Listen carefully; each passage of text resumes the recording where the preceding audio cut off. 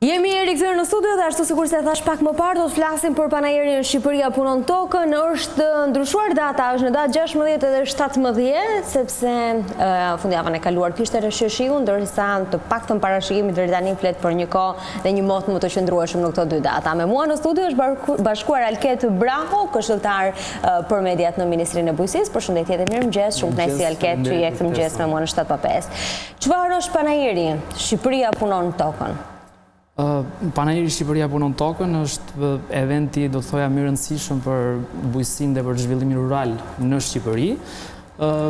Për 2 ditë sheshi Skënderbej do të shndrohet, le të themi, në arenën më të madhe ose vitrinën më të madhe ekspozuese të prodhimeve shqiptare, por edhe degustuese nga ana tjetër.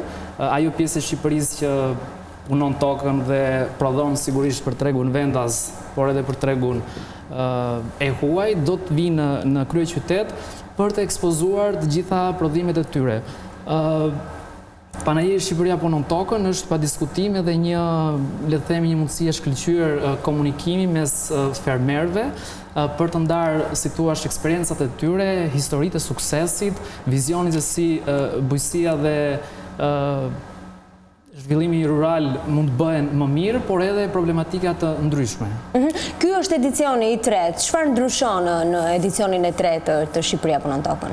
Edicioni i tretë ka disa risi, natyrisht që në dallim nga vitet e shkuara, këtë vit në Panairi do të jenë pjesëmarrës edhe bizneset të ndryshme nga vendet e rajonit, do të ketë fermer si fermer të vegjël, si përmarrës të tjerë në fushën e agropërpunimit, por edhe të agroturizmit, një sektor i ri i nisur vitet e fundit në Shqipëri dhe që po merr një vëmendje shumë të madhe. Ndarja kësaj here do të bëhet ndryshe nga vitet e kaluara. Nëse në vitet e kaluara ndarja e bizneseve në stenda e fermerëve ishte bërë sipas bashkive, këtë vit është menduar një formë e re organizimi, që do të thotë ndarja do të jetë sipas sektorëve. Pra, nëse shkon në Panair dhe je interesuar, le të themi, për prodhuesit e verës, të rakis apo për punuesit e qumshtit, do t'i kesh në sektor të veçantë. Ata që operojnë në fushën e agroturizmit do t'jenë në një hapësirë të veçantë. Kjo është, le të themi, një lloj risie.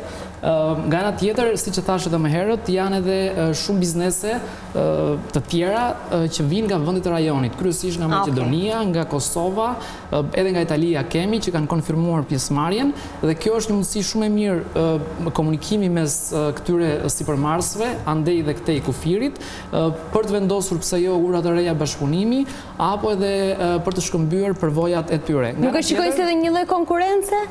Fermerët dhanë edhe pranin në Panairi? Konkurrence jo, unë do të thoja si avantazh, si një mundësi shumë e mirë për të ndarë, le të themi, përvojat e tyre, por edhe pse jo për të vendosur ura bashkëpunimi, sepse zhvillimi i bujqësisë në Shqipëri është pa diskutim i lidhur edhe me tregjet jashtë. Pra synimi është që ne jo vetëm të prodhojmë për tregun vendas, por edhe për tregjet e eksportit. Kështu që të qenit në këtë Panair e bizneseve që vinë nga vendet e rajonit, do të thoja që është një risi dhe një avantazh. Nga ana tjetër, edhe numri i pjesëmarrësve pritet të jetë relativisht i lartë krahasuar me vitet e tjera. Diku tek rreth 400 fermer të vegjël, të mesëm, si dhe sipërmarrje të mëdha në fushën e agropërpunimit dhe të agroturizmit, si kundër e thash. Është e vështirë për të organizuar një Panair të tillë, merr shumë kohë për të organizuar një Panair të tillë për bërë thirrjen, për të ardhur me një produkte të bukur. Siç e thash edhe më herët, ky është një event shumë i rëndësishëm, më i rëndësishmi sa i përket bujqësisë dhe zhvillimit rural në Shqipëri. Ka kohë që ne punojmë për këtë Panair, Ministria e Bujqësisë dhe Zhvillimit Rural si organizatorja kryesore së bashku me Bashkinë e Tiranës, por edhe me partnerët tanë në këtë sipërmarrje që janë Dhoma e Tregtisë dhe Industrisë Tiranë, si dhe shoqata Bashkimi i Prodhuesve Shqiptar. Kështu që ka një kohë relativisht të gjatë që punojmë. ishte programuar, siç e the ti në nisje të bisedës, që të zhvilloj javën e shkuar, por për shkak të kushteve atmosferike, modi të keq e shtyi me një javë, sepse donim që ky event shumë i rëndësishëm të merrte gjithë vëmendjen që meritonte dhe pa diskutim të mos penalizoheshim nga kushtet e këqija të modit. Shiu është bereqet kur flasim për bujqësinë, por në këtë rast tek Panairi e pa me kontrolluam, bëm një çe kohës, ishte pak e vërendur, po jo, nuk ka shik. Ne shpresojmë se do të ketë rreshje dhe çdo gjë do të shkojë për së mbari. Mirë, qytetarët të cilët na ndjekin edhe zgjedhin që të jenë këtë fundjavë në kryeqytetin e Tiranës, pse duhet të vinë ta shikojnë Panairin? Ka vetëm degustim apo edhe mund të blejnë diçka nga produktet që mund të ekspozojnë? Absolutisht. Panairi në fakt Shqipëria Punon Tokën është konceptuar si një event i madh që ka brenda tij, le të themi, shumë mini evente ose mundësi ku secili prej qytetarëve mund të gjejë veten. Do të ketë pa diskutim edhe workshope të ndryshme mbi çështje që kanë të bëjnë me bujqësinë dhe zhvillimin rural, me sigurinë ushqimore, me programin i PARD, thirrja e dytë të cilit është hapur dhe është në vijimësi, duke aplikuar fermerët. Do të flitet për certifikimet Global Gap dhe nga ana tjetër, çfarë është më e rëndësishmja, në këtë Panair do të ketë, le të themi, një ambient shumë të përshtatshëm për gjithë ata që duan të shohin, le të themi, veten e tyre një ditë në fshat. Në këtë rast, për 2 ditë, zemra e Tiranës, sheshi Skënderbej, do të shndrohet në një fshat të madh, le të themi. Është shumë e rëndësishme, sidomos për fëmijët e vegjël që duan të shohin kafshë të ndryshme, do të ketë hapësira të veçanta në këtë Panair me kafshë të ndryshme. Nga ana tjetër, kushdo që do të vijë në Panair, do të ketë mundësi të blejë produkte të tokës shqiptare që prodhojnë fermerët tanë me çmime pa diskutim relativisht më të ulta, sepse kështu ndodh zakonisht në Panaire. Kështu që kjo është një mundësi shumë e mirë për gjithë qytetarët. Edhe bio dhe produkte të përpunuara nga gjithë sipërmarrësit tanë. Kështu që kjo është një arsye më tepër për të qenë pjesëmarrës në këtë Panair. Nga ana tjetër do të ketë edhe cooking show, pra mjeshtrat më të mirë të kuzhinës shqiptare do të demonstrojnë aty përvojën e tyre, eksperiencën e tyre në receta të ndryshme. Do të ketë ushqim falas, pra qytetarët do të kenë mundësi të degustojnë këto gatime. Okej, me këtë do ketë shumë që do vinë. Po, dhe nga ana tjetër, në orët e mbrëmjes, ditën e shtunë, pra ditën e parë të Panairit, do të ketë edhe një koncert festiv me kuartetin Peter Pan. Kështu që duke shijuar, le të themi, verën shqiptare, birat shqiptare shumë të mira dhe ushqimin e mirë edhe një koncert. Gjithë secili prej qytetarëve e gjen veten, le të themi, në këtë Panair.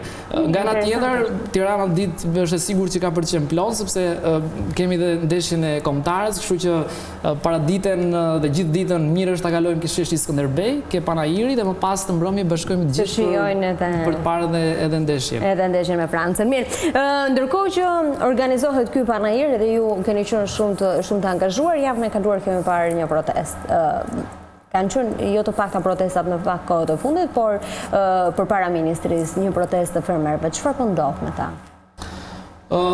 Ministra e Bujqësisë dhe Zhvillimit Rural e ka ndjekur në vijimësi protestën e fermerëve, pavarësisht për masave që ajo ka patur dhe numrit relativisht vogël të pjesëmarrësve, ne kemi detyrimin që t'i dëgjojmë gjithë fermerët, t'i dëgjojmë kërkesat dhe nevojat e tyre. Nga momenti i zhvillimit të protestës përballë ministrisë javën e kaluar, përfaqësia e tyre ka depozituar në ministri një listë me kërkesa që ata kanë. Është vendosur aktualisht një urë komunikimi me këtë përfaqësi. Ka një grup pune në Ministrinë e Bujqësisë që po vazhdon komunikimin me këta fermerë, me përfaqësinë e tyre, dhe unë besoj që në ditët e ardhshme do të ketë, po themi, do të ulen në tavolinën e diskutimit për të vendosur se çfarë hapash do të merren konkretisht për të adresuar gjitha ato kërkesa që ata kanë. Unë besoj, jam optimist që ka kërkesa të tyre që mund të zgjidhen brenda, po themi, hapësirave që ka Ministria e Bujqësisë dhe mekanizmave që ne kemi, kështu që jam optimist për vijimin e kësaj çështje. E thash edhe një herë, pavarësisht numrit vogël, relativisht vogël, le të themi, të pjesëmarrësve në këtë protestë, Ministria e Bujqësisë ka detyrimin që ti mirëpres dhe i mirëpret në fakt gjithë këto fermerët. Duhet thënë që protesta, sikundur ju e keni raportuar, ka nisur kryesisht ose është provokuar, le të themi, nëse mund të përdorim këtë term, nga ulja e çmimit të domates në tregje. Natyrisht që bujqësia është një sektor shumë delikat, nuk ndikohet vetëm nga konjunkturat në treg, nga kërkesë oferta, të cilat nuk indikon, le të themi, qeveria ose nuk ndërhyn dot qeveria, por ka edhe faktorë klimaterik të cilat e vështirësojnë. Ka probleme të kësaj natyre edhe në vendet tjera të rajonit po, por edhe të Bashkimit Evropian, pra është një sektor shumë delikat. Kështu që as Shqipëria, as fermerët tanë nuk mund të jenë, le të themi, imun ndaj këtyre problemeve. E rëndësishme është që kërkesat e tyre të adresohen dhe Ministria e Bujqësisë është duke komunikuar vazhdimisht me përfaqësinë e këtyre fermerëve dhe me të gjithë fermerët, i mirëpret dhe besoj që do të ketë një zgjidhje edhe për këtë çështje. Mirë, ne këtu do të jemi edhe për të mësuar edhe se si do të shkojnë bisedimet me këta fermerë të cilët kanë protestuar, por gjithashtu edhe për të raportuar edhe për këtë fundjavë për Panairin në Shqipëria Punon Tokën. Ishte shumë kënaqësi që ishe këtu mëngjes me mua në 7:05. Të uroj ditë të mbarë dhe fundjavë sa më të mbarë dhe një Panair sa më të mirë. Faleminderit, patjetër që do të kaloj. Mirë. Ne do të ndalemi tashmë në një hapësirë të shkurtër reklamash, më pas me mua në studio do të jetë avokati Jordan Daci, do të diskutojmë për këtë përplasjen midis mazhorancës edhe presidentit përsa i përket çështjes së gjykatës kushtetuese.